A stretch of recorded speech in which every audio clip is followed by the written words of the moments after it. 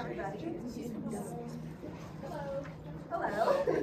So our next presentation is by Emi Curia. She's from UC Greensboro, and she's exploring gender differences in endorsement of sexual consent. Good morning, everyone. My name is My name is Emi Curia. I'm from UNCG, and today I'll be exploring gender differences in the endorsement of sexual consent beliefs. So what is sexual consent? Well, sexual consent can be defined as freely given verbal or non-verbal communication about the willingness to engage in a sexual activity. And this sexual activity can range from behaviors such as heavy kissing, genital touching, to intercourse. So verbal sexual consent specifically has been linked to numerous positive outcomes, such as higher likelihood of orgasm, higher quality of sexual intercourse, and higher sexual satisfaction. And these outcomes may actually be related to one another. If someone is more likely to have an orgasm during sex, they may be more likely to perceive that sexual encounter as having higher quality, and therefore they may be more sexually satisfied with that sexual encounter. Verbal sexual consent can also prevent misunderstanding, which can lead to assault. Verbal sexual consent requires that you are communicating with your partner about what is going to happen during sex and bringing you both to an understanding, which prevents things like assault. But despite these benefits, people often do not ask their partners for consent. And indeed, one study found that 39% of college students regularly ask for consent before engaging in sex. Now, this number might seem high, but it's actually quite low. For college students, we would expect this number to be higher. This generation has been raised on the idea of asking for consent. And we would expect that people who are in longer relationships, who might be also older, they ask for consent less. So we might expect that this number is actually lower among the general population. So why don't people ask for consent more? Well, it may have to do with what they believe about consent. For instance, people may believe that consent will lead to negative outcomes. People might think it's awkward and weird to talk about, or that it leads to conflict. If you want to do something that your partner doesn't want to do, that might bring you to a disagreement or an argument, which can increase conflict. Some people may also believe it takes away from the experience. Some people believe that sex should be spontaneous. So by engaging in verbal consent, you are taking away from that spontaneity. So if you believe that consent will lead to negative outcomes, you may be less likely to engage in asking for consent. But also some people may believe that it has positive outcomes, that it can increase communication, it can increase comfort. You and your partner can make sure you're only engaging in behaviors that you're both comfortable with during sex. It can also be believed to show respect. Because you and your partner are asking each other for consent, you want to make sure that their safety and well-being is all good, so you are showing them respect. And if you believe that consent has positive outcomes, you may be more likely to ask for consent. So these beliefs about consent may be predicting consent communication. But if we want to look at all of this, we need to actually assess what are the specific beliefs people are having about consent. But when it comes to communicating consent, there may be some gender differences. Men and women may view consent differently. Women may be more concerned with feeling safe with a partner. Women are disproportionately affected by sexual assault and therefore be more concerned with their autonomy and feeling safe. Whereas men may be more concerned with preventing miscommunication to avoid being accused of assault and also perpetuating assault. Because men too are aware of the salience of female sexual assault and want to be protecting their partners. So we expect some gender differences in consent belief endorsement. So that leads us to my research questions. What do people believe are the costs and benefits of verbal sexual consent? And do men and women differ in what costs and benefits they identify? So for this sample, I had 151 undergraduate students who were either currently or had previously been in a sexual relationship.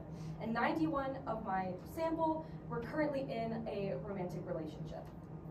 Our mean age was 20 years old with a standard deviation of 6.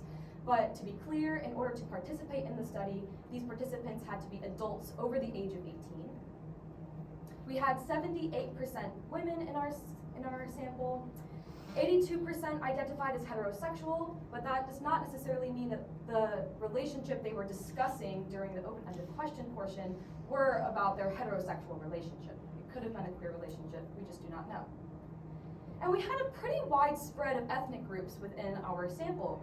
40% were white, 25% black, 15% Hispanic, 11% Asian, and so on and so forth. So we asked our participants a series of open-ended questions.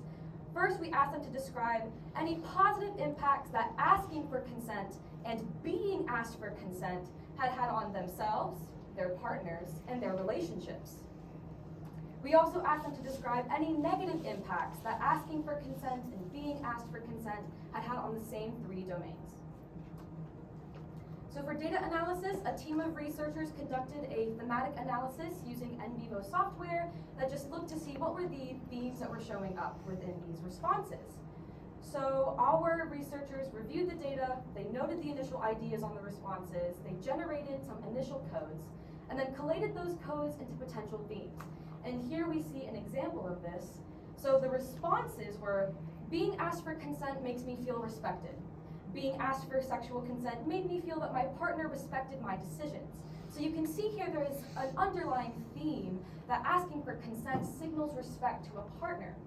So our researchers, they reviewed the themes that appeared from these responses and then refined specifics, so defining and naming those themes. So you see here that those responses were tied to a theme of recipient to respected, and there's a description for that theme over here as well.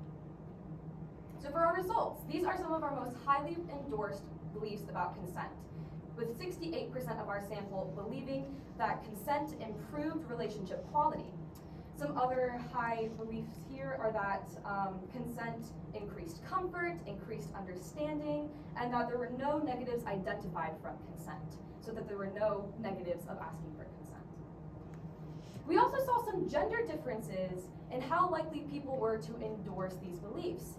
And specifically with women, we saw that women, more than men, were more likely to believe that consent improved relationship quality and signaled respect. Whereas men, more than women, were more likely to believe that sexual consent increased sexual disclosure. So discussing about consent, communicating, and discussing preferences. So what does this mean? Well, women perceived consent to be a signal of respect. This might be because men within sexual encounters are believed to or expected to be the initiators, while women are expected to be the gatekeepers or restrictors of sex. So women may be more concerned about their sexual autonomy and making sure that they are safe, because they might believe that consent is signaling that their partner cares about their autonomy and wants them to be active in the decision-making process. Whereas men believe that consent helped avoid miscommunication.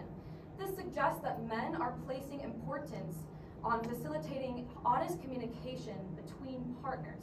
And this could be due to the salience of the prevalence of female sexual assault. This could be through movements such as the Me Too movement, which brought awareness to the prevalence of female harassment and assault. And men were aware of this, and they don't want to, A, perpetuate this assault, but also be accused, because within this movement, a lot of men were being accused of sexual assault. So future directions.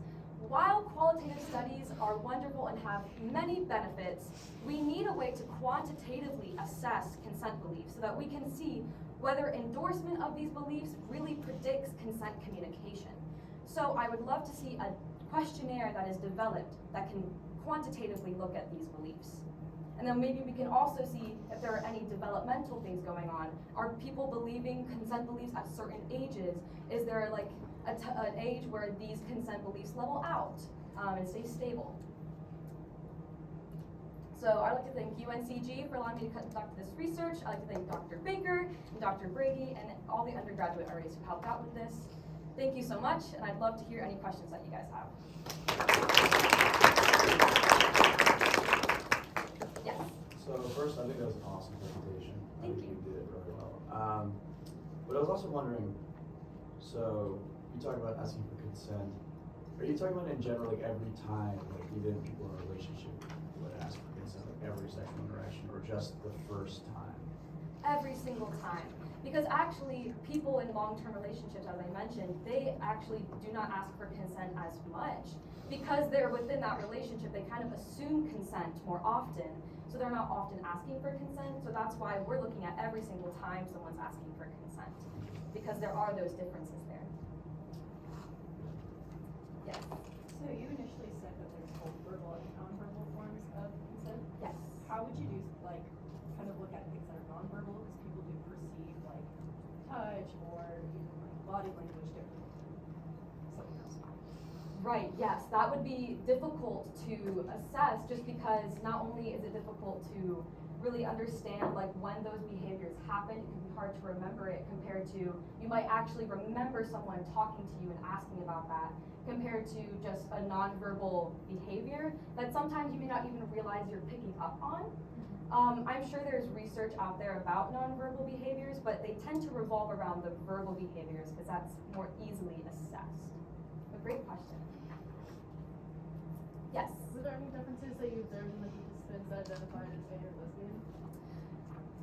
So, I personally do not know, but I can expect that there may not be that many more differences, because there are differences with heterosexual relationships and queer relationships. Heterosexual relationships tend to follow a sexual script. So like I said, like what men are expected to do and what women are expected to do. But within queer relationships, that script is a little bit different. There's less of a power dynamic within that script, and women may not be, like for instance, we saw respect. Like women were more likely to believe that consent signaled respect. But within a queer relationship or a homosexual relationship, they may not necessarily care about that as much or be more concerned with that because they're with another woman, and therefore they're not more concerned with their safety and autonomy compared to within a heterosexual relationship. Awesome, thank you. Yes? Are you planning to continue this research or go more of a quantitative route as you mentioned? Yes, actually, so this is the basis of my honors thesis at UNCG, and I'm actually creating the questionnaire, and I'm developing it, and then I will be administering it. The pilot study is going to be happening this summer, in which I've created all the codes, and then we're going to do an exploratory factor analysis to see what codes are redundant, if there are any subscales showing up, and then we're going to administer the reformed measure to other participants with a lot of other measures to see if there are any like correlations going on. Yes. Have you given any thought to considering attitudes about gender roles as a part of this research? For example, in relationships where gender roles are probably more traditional, maybe the expectation would be that consent is assumed, as opposed to where gender roles are a little bit more liberal and there's a different understanding of respect. Maybe consent would be practiced more every time. Yeah, so the literature on gender roles shows that people who believe in traditional gender roles are actually less likely to consistently ask for consent because, again, the traditional gender roles state that men are the initiators and women are the restrictors of sex. So within that kind of relationship, if someone is holding those traditional gender roles, they may be less likely to always ask for consent because it's assumed, or because women are kind of expected to just go along with whatever the man wants. So we can see that there might be some consent differences there, yes. No? Well, if you want to see me afterwards, I'd love to answer any questions. Thank you so much, everyone. Good job.